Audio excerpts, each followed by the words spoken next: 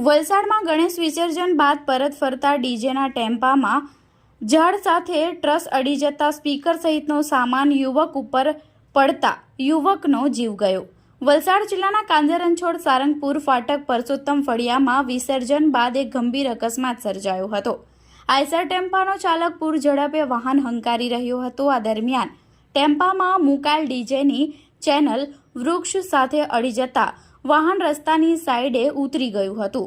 આ અકસ્માતમાં ટેમ્પાના પાછળના ભાગે બેઠેલા 21 વર્ષીય યુવક રોનક કાકવા પર ડીજેની ચેનલ પડતા તેને માથાના ભાગે ગંભીર ઈજા થઈ હતી।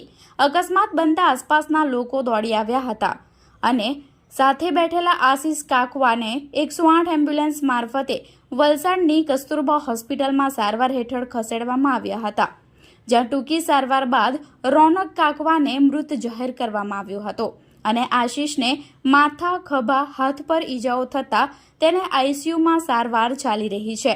ટેમ્પામાં સવાર ચિરાગ ઠાકોર અને વિકેશ કાકવા બચી ગયા હતા। મૃતક રોનકના પિતા જયેશભાઈ કાકવાએ ટેમ્પા ચાલક વિરુદ્ધ બેદરકારીપૂર્વક વાહન હંકારી અકસ્માત સર્જાવા બદલ ફરિયાદ દાખલ કરાવી છે। રૂરલ પોલીસે ફરિયાદ લઈ આગળની કાર્યવાહી હાથ ધરી હતી।